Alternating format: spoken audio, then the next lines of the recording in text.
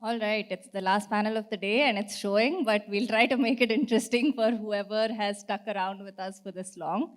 Thank you all so much for joining us. And as we know, EV charging is going to be, is already a big part of the EV ecosystem, bottleneck, facilitator, it's crucial. And it's developing very quickly. And I think what we would like to understand from our panel today, we have a great set of experts who are actually making charging happen on the ground right now. And so understanding what the different roles are, what the different trends are in the EV charging ecosystem, and how we see it evolving in the coming years is going to be the purpose of today's session. And without further ado, I will just jump right in. The first question I have for the panel is probably going to be for all of you. How do you see the EV charging ecosystem evolving today? And what are the impacts you're seeing? So for example, there's talk of fast charging coming in for two-wheelers and three-wheelers. There is battery swapping that is developing as a solution. There are different charging standards that are being mandated. What are the main trends that you see as those influencing the ecosystem, and how do you think the impacts will play out? We could start with Mr. Krishna from one end and go around. Yeah, good evening, everyone. And I think the attendance has went down very low. But let us discuss. This is a very important and interesting discussion on charging infrastructure. I think a lot of things are being discussed about it. So if we look at the previous 3 years, there has been a trend, a mixed trend. You know, earlier there was a mandate from Ministry of Power through DHI that some of the DC standard charger has to be placed. And initially, the major leading PSUs, one of them is ESL, and I think Mr. Mohan is here. And then after REIL and NTPC, they did a lot of efforts and placed a lot of chargers on ground. And that was the initiating charging infrastructure on ground, though vehicle visibility at that time very low. So their utilization was very low, even sub 10 or even sub 5%. But then it was not for a very long time. And we saw that because chargers were seen on ground, people observed that something is being done for this ecosystem. Then there was a sudden boom, towards electric vehicles. People adopted, changed their vehicle, or adopted a second vehicle as electric vehicle for their usage. And then fleet operators also came in, and some of the leading players, they took this challenge. Initially looked very it's a Herculean task, or maybe termed as almost impossible that it would be successful, but they took that task. And then today some of the leading fleet operators or aggregators, they have 100% to 50% of their moving vehicles on electric vehicles. Then it actually cumulatively affected the common people to buy a vehicle. And now we see that almost in a year, I can say, because we are supplying home chargers that equals to the number of vehicles. So it equals to almost 30,000 vehicle in this year, even more than that. Even only this year I'm talking about, not cumulatively.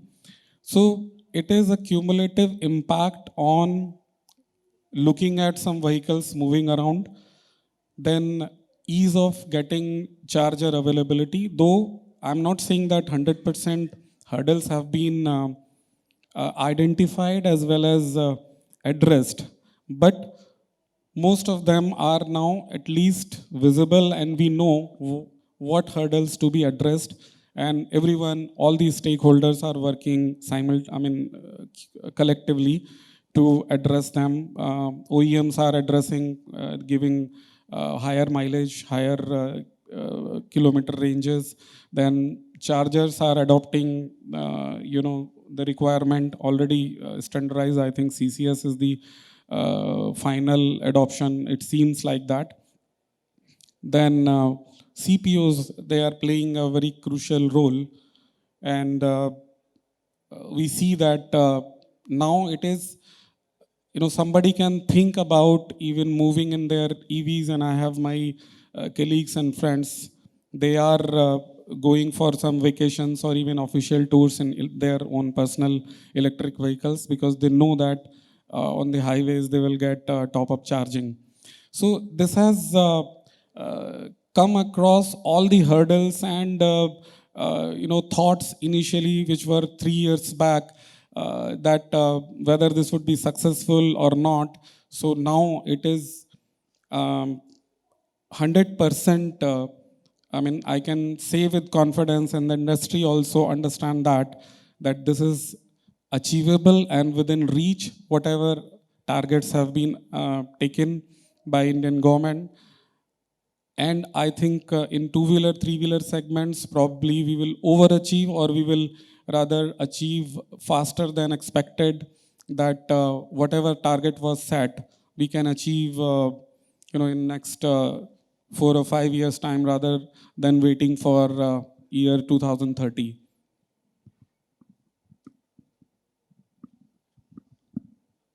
Hello everyone. So Krishna ji spoke about hurdles, and we are the guys who are solving it on ground. I represent Magenta Mobility, and we are the largest integrated e-mobility player in India. We are also the largest charge point operator. If I talk about the OCPP chargers that we are deploying, or rather have orders for, we are working to deploy one of the largest network in India, along in the FAME 2, along with the government. So how the market has changed over last few months or year? Coming to that question, I will take it segment by segment. To my mind, products have evolved. There are various products available in the market right now, which gives a lot of choice to the consumers for different business cases. Technology has advanced, I would say, not matured as of now. We are seeing progression in technology with the DC fast chargers getting adopted into the three-wheeler segment as well, which were majorly working on the AC charging technology 6 months or 1 year back. Now what really happens is that it gives you, it evolves, it helps in evolving different use cases. It gives you in between charging while you're going on a longer route to do that fast charging session and still able to serve the customers.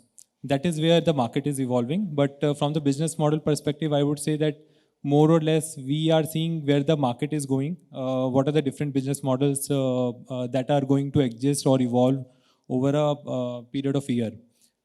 Coming to the third point, I believe from the consumer perspective, it's important to mention that reliability is going to be the key, right? If you have if I say that I have the largest network available in the country, and if that network is not reliable, it is not worth it also. So from the consumer perspective, it's important that when consumer will go to the charger, it's important that charger should be working, right?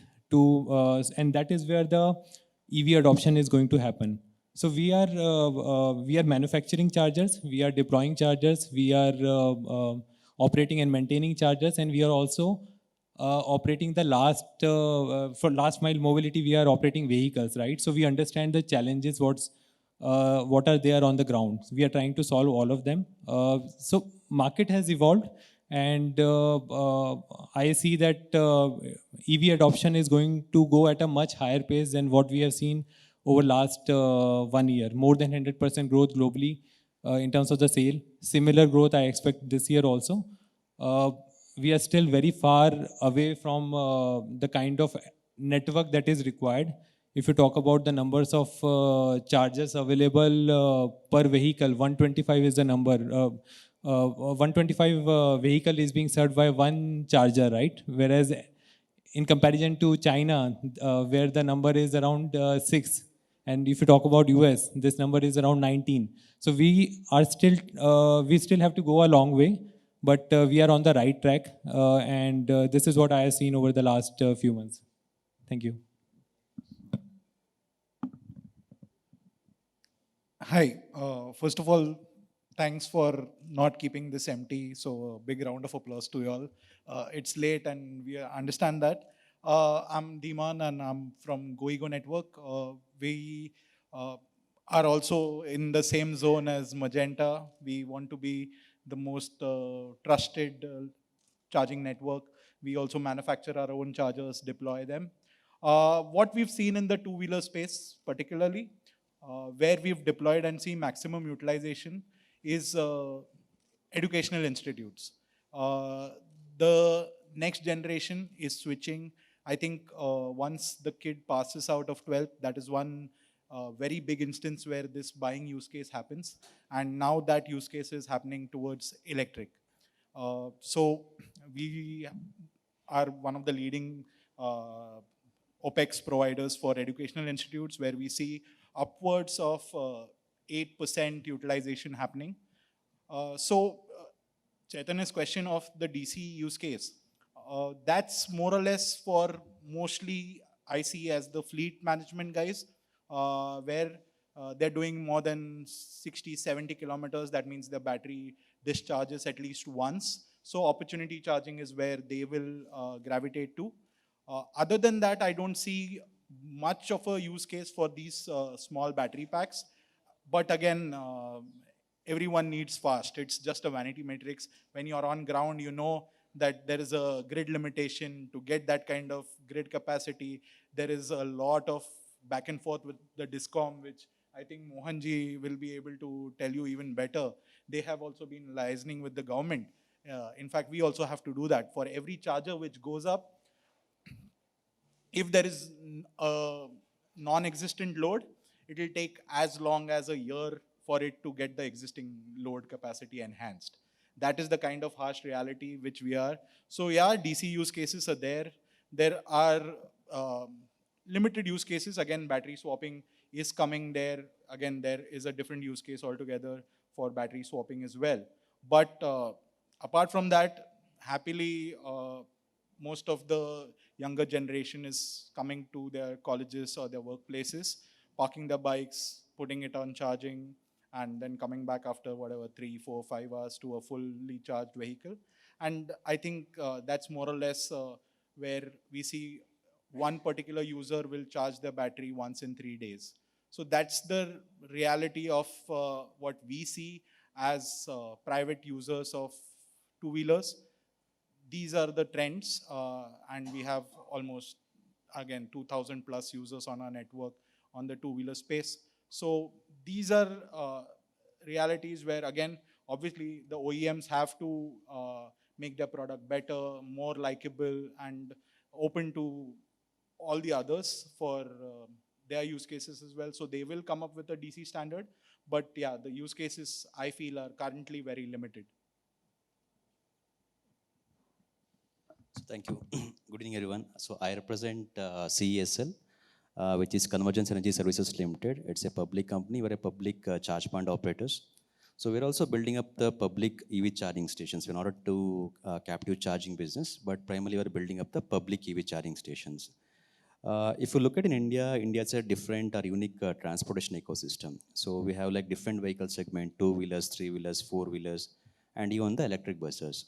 So each segment has a different charging technologies. When I specifically talk about two-wheelers and three-wheelers, so initially we had these slow charging points, which we called a normal 3-pin socket or a Bharat AC chargers, which were typically used for recharging the two-wheelers batteries. And gradually we've seen those, the battery capacities have been increased significantly. Initially the battery capacities were around say 1.2 kilowatt or less than 2 kilowatt hour battery capacity. But we see now there's a change in the trend where the battery capacities have increased. Now we see the electric two-wheelers with almost like 4 kilowatt hour battery capacity. And when it comes to three-wheelers, we're seeing as high as almost like 11 kilowatt hour battery capacity. It means that the concept of slow charging the electric two-wheelers or three-wheelers is gradually like diminishing, where the vehicles are being used extensively for the commercial application. Because the charging time is one of the factor which any of the user or the corporate would like to see, where they would like to minimize the charging time, so their vehicles could be deployed more on the ground, and these vehicles could travel more kilometer in a day, which will enable or gain more commercial value or revenues for the companies. The seeing this the trend, we also put up the Bharat DC chargers, which was primarily meant for the electric four wheelers. But last like almost like 6 months down the line, we see some of these Bharat DC chargers are being made compatible for the electric three wheelers, especially for the logistic and the commercial segment. Now the same chargers are being used by these vehicles, where a top up would take around say 15 or 20 minutes time. Then they are trying to see that these rapid charging capabilities could easily either replaced by a battery swapping. Now we have a battery swapping station also, where primarily we see the discharge batteries could be changed with the charge battery, where the turnaround time is less than 3 minutes. Now there is a larger debate between which is more feasible and viable. Either like the battery swapping stations would prevail, or in rapid fast charging station would prevail.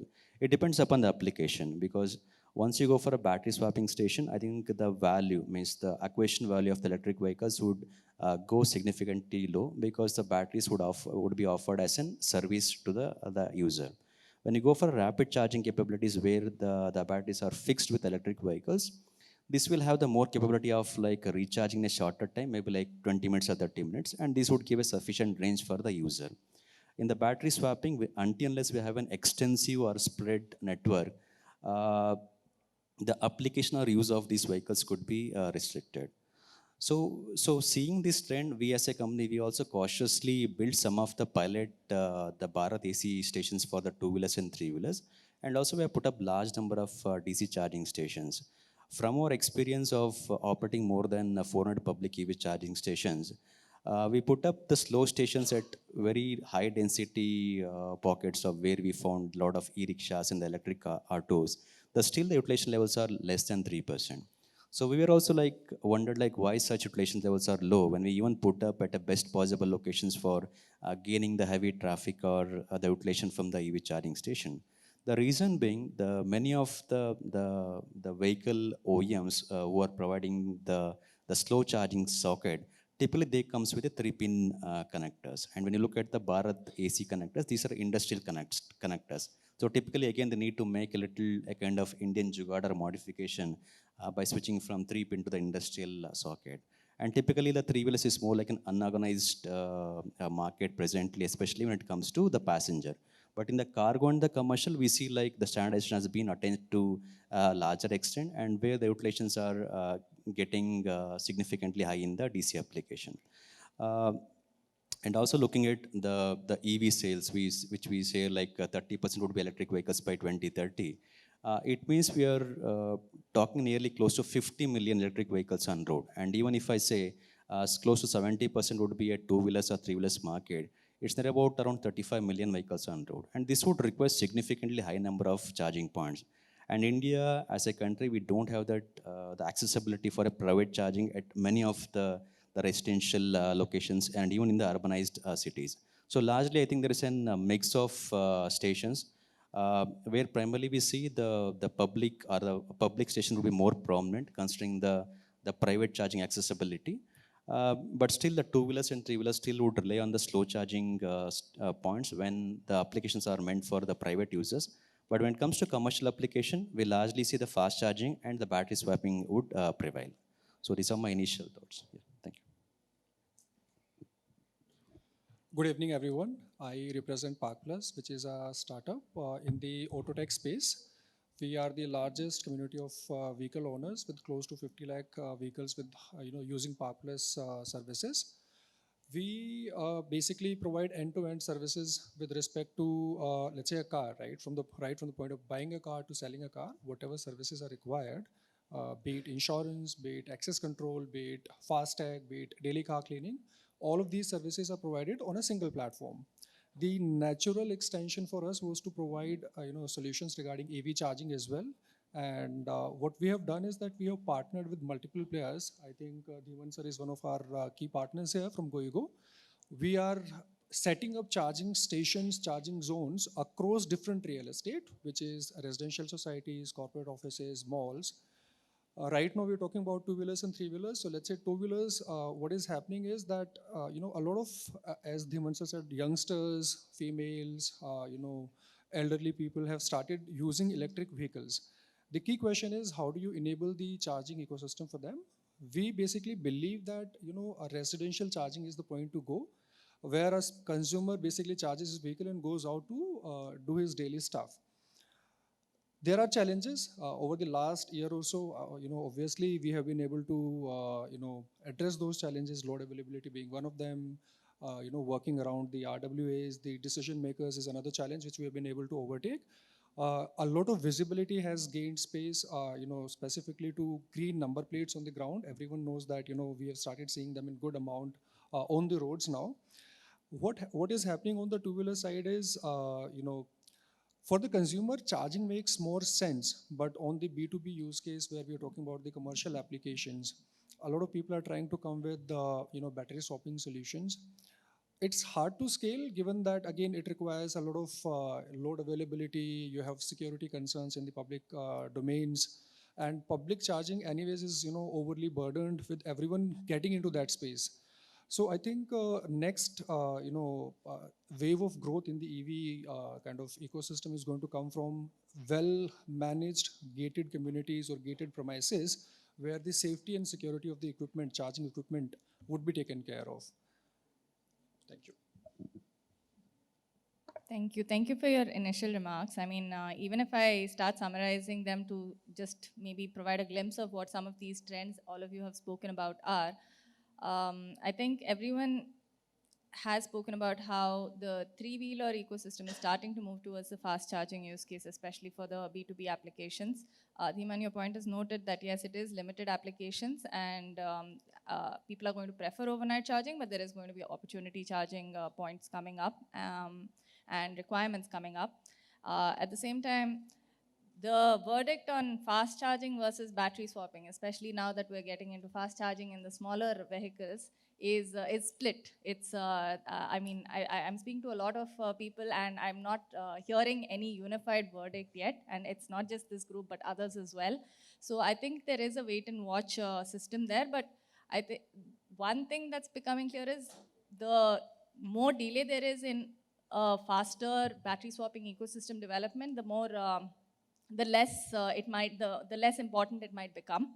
And the BIS has come out with some standards to actually support scalability of battery swapping in terms of standards for connectors, communication protocol, size of the battery to make battery swapping interoperable.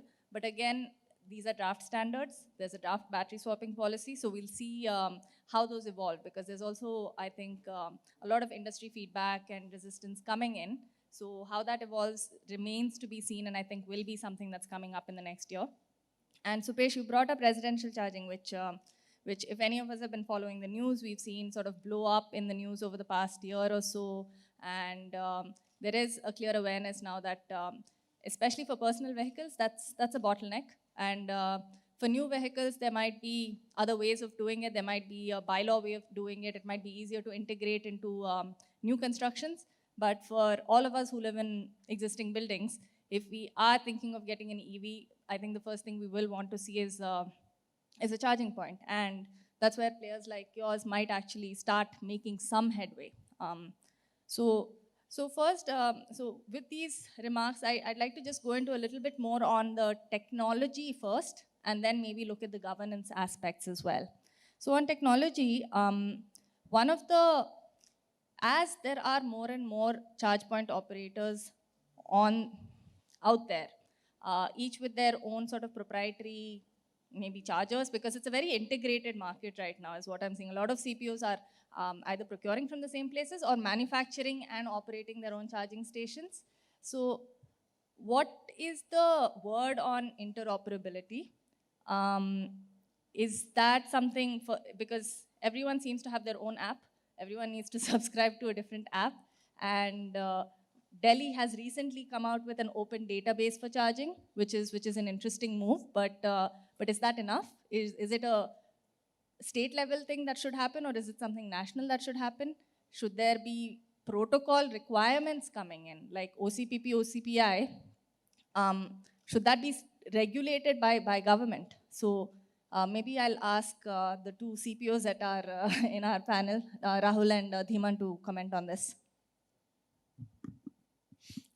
So definitely my view is, Chaitanya, that OCPI is something that is bound to happen and it should happen. It requires OCPP charges to be in place. Majority of the charges that are being placed by government entities under tenders and otherwise also in a public charging domain are OCPP based charges. So that means that OCPI can work well over there. How does the OCPI helps is that it helps you get the utilization up. On the, let's say I am a CPO, I have 10 chargers in 5 different places. There is another CPO who may have 20 other chargers. I can operate the other charge point operator CPO 2 chargers on my platform through OCPI integration. Advantage is the utilization. I will get some part of the revenue from it. How does it help me? Charging network, or to set up the charging infrastructure, you require huge amount of investment, whereas you have to wait for the revenue to come in from the public charging network. It will also help you to reduce your operational cost because you are generating higher revenue, you are meeting expenses from that. Will also give some sort of comfort when you go for the financing of it. I'm not saying that financing, this is a solution to financing, but definitely a part of it will also help in financing, right? So this is where it will help. Rightly said that Delhi is creating an open database. I believe that more such initiatives is required by all the state governments. But with respect to regulations, I believe it will be more like even a central level regulation can help, because this is mainly between CPO to CPO rather than see, power is a state subject, but then here you would need a central level intervention to make it happen. State level can also help, but central level can also do, and that will work. Yeah. So, Chaitanya, again, not getting too technical about it, but this is the problem which will be solved by the central level. It is going to be exactly like your clearing houses for banks. So that is what a OCPI basically will do. What the RBI does, there will have to be like a CSL kind of a body who needs to regulate that, okay, roaming needs to happen on charging stations, and this data is not owned by a Magenta or me or any other guy who develops a OCPI app and then says that, oh, I'm the clearing house. It will be very detrimental to data security as well as towards the other CPOs, wherein then what happens is if I'm an MG driver and I get shown only GoEgo network charges because I'm the preferred clearing agent there.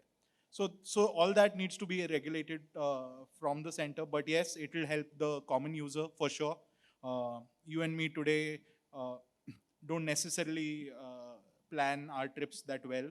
Even with electric vehicles now, I think that has improved to a certain extent.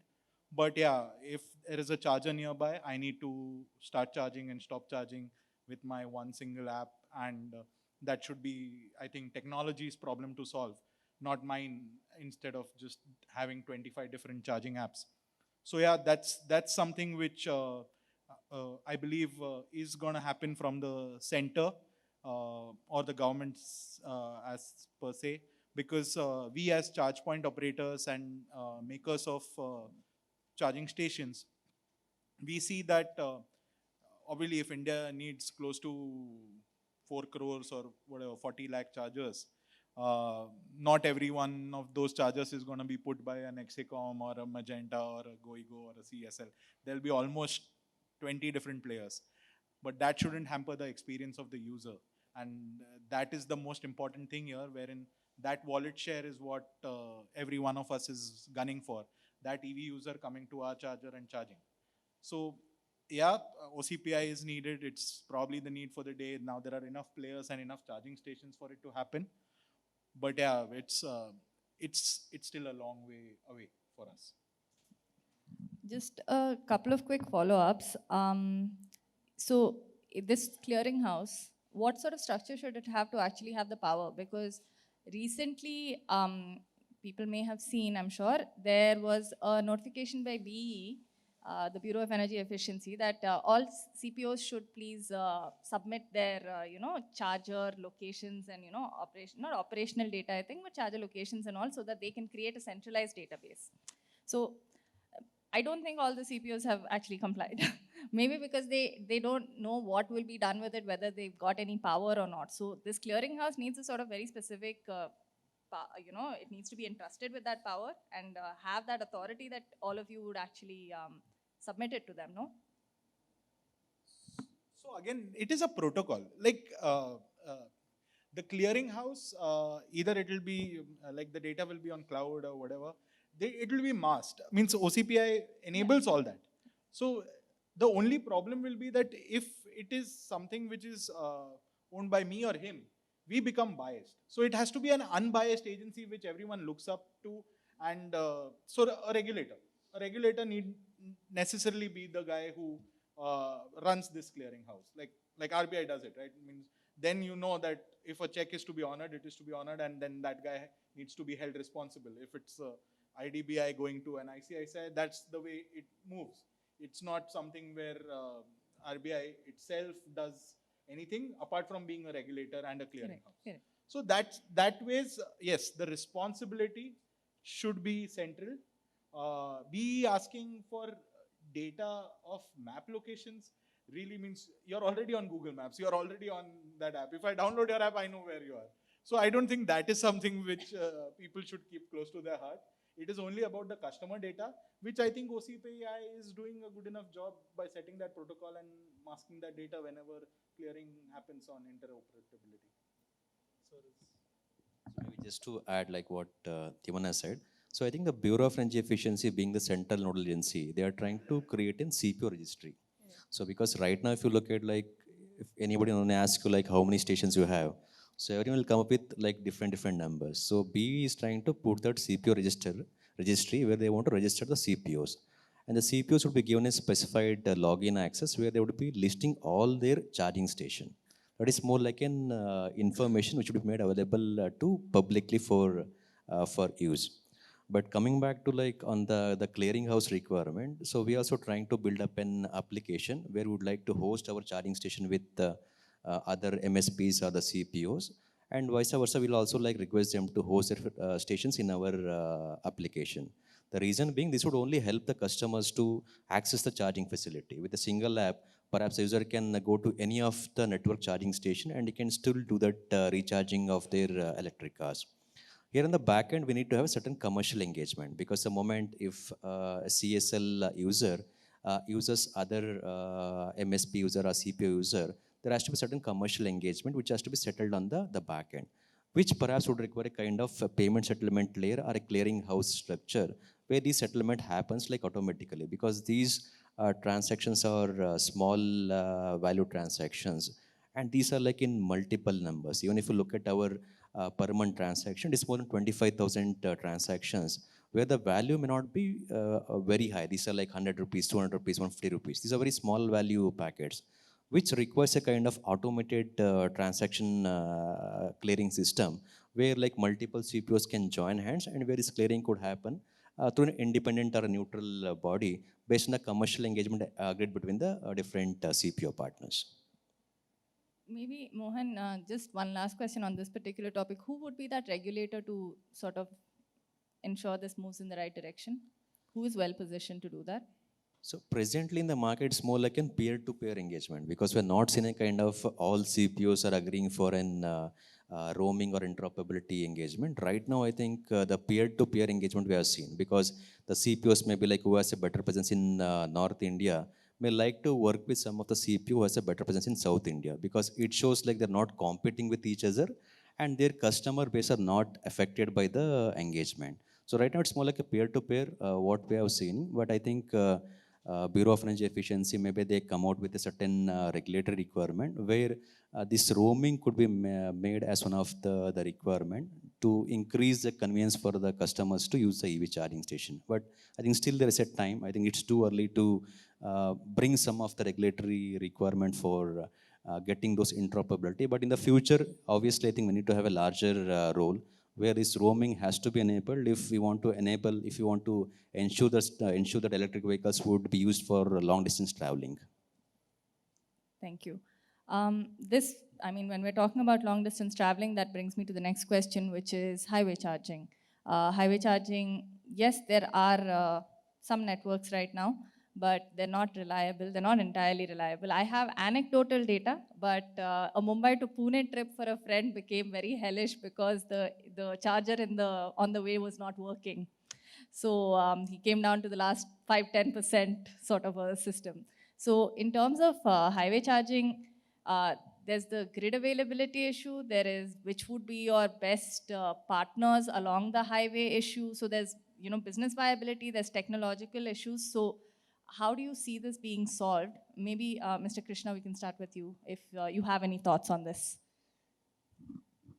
Yeah, this is, some way it is correct, but I would say that it is a little bit, I would say it is stage 2, not 1. Initially, there were a lot of problems, but now I think it is being addressed. I think Rahul can add on to this more because they are on to operation of charging networks. So, but I have seen personally that, yes, you are right. You have named 3 major causes, like sometime it is power availability, because we can see that power availability towards close to the city side, probably it is better. Alongside highways, power cuts are more predominant. Then physical damages, because that's a tendency I have, most of the time what we do, root cause analysis, we found that there is a deliberate, mishandling of that charger probably. And sometimes it is very small issue. We found that it was not even charger fault. Somebody has pressed emergency switch, or it has they have switched off the means MCB at the input side, and person went there and it is up. So these are petty issues, but yes, you are right, sometime connectivity issues and some critical failures are also observed. And on highways probably it is a slightly higher turnaround time from OEM perspective, I can say. But I still believe that these all are being handled and addressed, both from OEM side as well as the operator side. And this is promising. Probably, I think it would be more reliable network soon. And in order to increase that reliability, as this is maybe for Dhiman or someone, anyone else who may want to respond to this, what role would maybe battery storage play? Dhiman, we were just discussing that, so maybe if you could reflect on that, maybe to strengthen the highway-based networks. So yeah, it will solve your friend's problem if he goes there and then the electricity goes off. So these battery storages would kind of solve that issue, that you need not be connected to the grid always. There are multiple use cases. Again, we are also experimenting with them because RSA becomes a very big concern for all OEMs. Now roadside assistance is not about breakdowns on the engine side. Now it is about range getting over. So that's another use case where, again, early stage, many possibilities of business scenarios where you could have a subscription where it is these customers guaranteeing that I don't face range anxiety. And that is another use case where highway becomes one of the most lucrative areas for us to operate in. Yes, obviously storage is important, but again, there is a huge cost to storage. So whether the customer is willing to pay or whether we are having enough utilization of that use case, again, needs to come out of business as you go ahead. So again, early stage, there are a lot of use cases. Again, OEMs are facing a lot of flack for this, mostly on the four-wheeler side. So a beautiful use case for a charge point operator or a OEM like Exicom or us or Magenta, where you kind of give the promise of an end-to-end solution, and that will probably evolve into a business model. We are also experimenting on that front, but yeah, that is where once you are in trouble, you end up spending X, Y, Z amount of money. It's when we put up a charging station next to a metro station, people complain that, hey, your markup is 2 rupees more than the charging station just across the road. But when you're stuck on the highway, I've seen people spend exorbitant amounts. And I come from the automotive side before I joined EV. So I see like you can demand 1,500 also, and people will be happy to subscribe on a monthly basis. So that's where I see this evolving. Chaitanya, just would like to add to your point. So next time, please do visit Magenta's charger on Mumbai-Pune highway. We have a beautiful charger at Fun Lonavala. So I tell you, okay, coming to just wanted to add the point over there with respect to power outages, right? We have a tie-up with Fun Hotels across India for their 84 hotels. So what we are trying to do, we are trying to cater to that power outages also. Each of these hotels has a diesel generator. Now you can ask question that you are putting DG electricity to power up EVs, but when a customer is stuck, they really want that electricity, right? Charger to work. So this is what we are trying to do. Even if the power outages are there, our chargers will still be running. We have that kind of pact, although it will cost slightly higher to us. Same to consumer. We are not differentiating the cost to consumers, but we are ensuring that reliable charging is available at our network. So this could be one of the solution where you're tying up, where you're putting up charger that DG power or alternate sources power is available. So this could be one of the solution.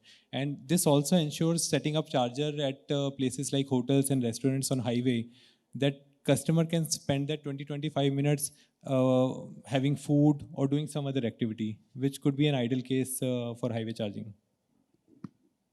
Sorry, I would like to add something here. So there is this gentleman who wrote an article on LinkedIn that he is consistently doing travels from Delhi to Mumbai or Mumbai to Delhi and across other cities. And he has been able to get charging stations. So I think that there are some green shoots which have started to come up. There are stretches, for example, your friend faced a certain issue. But if you are doing travel from, let's say, Delhi to Mumbai, it's sorted. If you go from Delhi to, let's say, Kolkata, it's almost sorted. But if you take Delhi to, Gwalior and Bhopal route, you might be stuck somewhere. So it's a matter of time before we have enough penetration on ground where these teething challenges won't be faced anymore. And I would like to look at the positive side of the story that yes, CPOs are putting a lot of effort. They're making sure that the charges are up. Grid issues are there, but as Rahul mentioned, that they are also facing these challenges, but solving them through various frugal means by either DG sets or whatever. But people are trying to make sure that the consumers get a good experience. There will be teething problems, but over a period of time, they should be solved. No, absolutely. I mean, I think it's more about once the equipment is there, how do you ensure reliability as well? And I think the panelists have started addressing that. But to you, Supesh, I wanted to actually address the other side. I mean, not the other side, but a different sort of grid issue. Because you're doing a lot of work in residential communities, as you said, one of the issues that's coming up as a limitation there is the limited power supply or the power connection size. So how are you looking at dealing with that? I mean, CPOs are looking at community charging. Is that adequate? How are RWAs responding? And is this coming up in a big way? How is residential charging being solved? You alluded to it, but some details maybe on how it's rolling out. Right. So I think, as you rightly mentioned, load availability or load enhancement is a concern for sure, right? In most of the societies, you have to go to the common area meter to draw the power if you're setting up a common community charging zone. It is a concern, but I think we engage with our partners, like we engaged with Goigo in this case. So there was this charger which required a 10 kilowatt load to operate, right?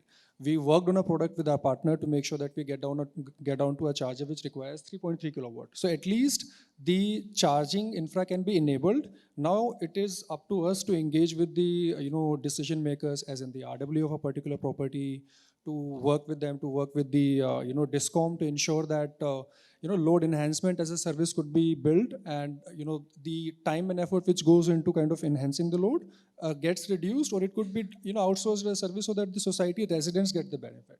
So it's a work in progress, but yes, I think it requires effort on the product side, which we have done with our partners, and it also requires engagement with the discoms, which we are continuously doing. Yeah, for now it's fine, but I do think there is something that needs to be done in terms of when the load enhancement needs to come, who's taking care of it? Again, there is a use case there as well. We've seen it back in Europe, and that's why I can comment on it. Most of it will be because of the network. Then, as the power requirement goes up, the chargers will throttle down. As the power requirement goes less, the chargers will throttle up. Depending on the state of the battery of the vehicle, one charger will supply more, one gun will supply less. All that is possible through technology. All that is already available, and that is what is going to happen. But it is it is a gradual thing. It is currently we are deploying the 3.3 kilowatt, which is you're probably going to get 1 kilowatt hour, and that is still working out well for the residential guys. It's not yet a problem where I see a 100 kilowatt load, though I see a lot of residential societies asking for a DC fast. Like, oh, I have 2 mgs, so they say that, hey, DC fast is required. I don't believe in slow charging. So yeah, it's about education, it's about adoption. We'll go through that. I think, yeah, teething issues, CSL was a pioneer in at least stepping up and putting infra before we even thought of setting up a company. And that has worked well in leading. And obviously, most of the times, whoever takes the plunge, then you learn from their mistakes and then start working backwards. So residential for sure, currently adequate. Initially, we used to see once we put up the charging station, there were like 40 to 45 days before the first vehicle or the first charging session used to happen. Now it's come down to 11, 12 days. That means people have accessibility to vehicles. People go out and buy. So first the infra will come, then the vehicles will follow. Yeah, that's the gradual thing. And once I believe in a society of say 500 flats, if there are 100 vehicles, then I guess we'll start the load balancing problem to solve.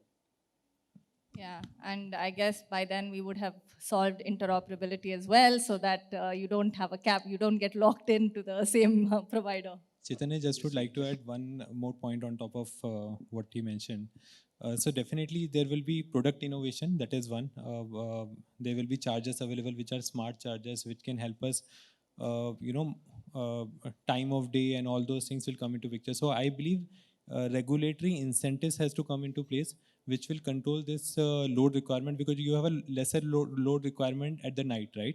So how about a charger which you can plug in while you're going for a sleep, and at 12 o'clock it will start charging, right? So these kind of measures has to come into picture to solve that load issue at the residential place. That's all. Just to add, see, if you look at the electric regulatory policy also, they are specified limits for LT connection and HT connection. And it's a specific tariff which is allowed for the electric vehicle charging station. So many times initially we had great difficulty in convincing the DESCOM that we need to have that EV tariff, because we need to service end customer at an affordable tariff. That is why we are promoting the electric mobility. If I start getting the connection to commercial tariff, my cost of servicing would be more than 30% if I won't get the EV tariff connection. Initially we had this issue, but to some extent and to a larger extent, especially in the major cities, we're able to convince and get the connection to the EV tariff. Now we have made a standard approach in all our charging station that we'll only operate EV charging station with approved EV tariff category. So at least our cost of servicing to the end customers are affordable, and it is more convenient for any customers to use the facility as well. And seeing as we're coming close to the end, I did want to start touching upon at least the governance aspects. And here I think, Mohan, I had a question for you. In terms of, there's a lot of players at a city level. You've just spoken about having to convince the city. And land aggregation is an issue for CPOs. Cities also don't know what exactly to put in their tenders right now. There's no, like, road contracts have fixed tenders, so that's straightforward. But here, this is a new area. DTL has put out a tender. If you see the 4 or 5 tenders that are out right now, they have vastly different conditions, right? Ranging from 5 years to 20 years of tenure and all sorts of differences. So some capacity, hand-holding, and standardization needs to happen for cities to actually start taking an integrated approach because they have the land. So what needs to come in there, and is CESL looking to play a role there? And what could CESL do, given you are also sort of government on that front? So interesting. So we also learned from our mistakes and experience over last 3 years. We have built up the public charging station through our own capex investment. We understood like how the station has to be built up, how it has to be operated. But gradually we see the technology is changing very fast. Even the 2-wheelers and 3-wheelers, we see the battery swapping, there are proprietary charging station. And even in the 4-wheelers, we see there are charging stations which are more compatible for the electric vehicle fleets. And there is a CCS2 connectors for the personal mobility users. Understanding the limitation with the different CPOs for vehicle segment, we try to resolve the issue of the real estate at the public location. So we took a step of leading that initiative. We are not trying to aggregate the land with different government agencies. And recently we have published an RFP also for aggregating close to 1,500 locations, where we're inviting the CPOs for different category. For 2-wheelers and 3-wheelers, there is one classification. Then we have 4-wheelers, then we have the battery swapping operators also. Here we're trying to provide the land to the charge point operators through a process on the revenue sharing terms. Typically, we have specified like what is the reserve price for the revenue sharing, and over and above which they will be quoting the rates, and whoever quotes the highest margin, you'll be getting those locations. That is first thing where at least we're able to convince the land partners that by doing this, they're able to get a better commercial value. And since we're getting multiple CPOs at a single location, they're able to get a better utilization, and the land partner will get a revenue sharing, which is agreed between partner and the CSL, which is in line with whatever the reserved price we normally put in the tender condition. That is first thing. And second thing about the DISCOM coordination and getting the upstream infrastructure. So wherever we see we are getting the multiple CPOs, like the 2-wheelers and the 3-wheelers and even the battery swapping operators, there we will try to get the connection in our name. So at least whatever the requisite load demanded by the CPOs, we'll take the connection in our name and will ensure like the coordination with DISCOM is done by CSL. And those connections are made available to the CPO. The CPO could focus on building up those stations and operating those stations efficiently. This way we try to see like we are able to scale up the business model. Otherwise, there is a limitation for the many CPOs, especially the private CPOs, although they have more the proficiency in operating the charging station, they have more investment avenues for building up the charging station. We're trying to address those issues by enabling those land partnership through a process. So this is in process now. Hopefully in next 10 months time, we should be able to up close to around more than 1,000 charging points at the public location. And similarly, we're also trying to expand to the highways and the expressways under the FAME2 scheme. But largely there we are trying to put up the fast DC charging station. That is where we see the value will come for the customers who could do a quick recharge with the high capacity fast EV charging station. Thank you. So CSL would aggregate the land, would help get the power, and also actually put out the tender and contract the concessionaire on behalf of the city. All right. That I think that hopefully will help us do the scaling that is needed in the cities right now. Because right now, even though they are there, I think we keep talking about these 1,800 chargers that are there across the country. I think there are a lot more, firstly, probably because there's a lot of players out there that have put them and nobody's counting. So some sort of integration being brought in is much needed, especially for cities, and I'm glad to see CSL taking up that role. With that, we are at time, and I'd like to thank my panel for an excellent discussion and for actually bringing out some interesting points on the future of EV charging. Thank you.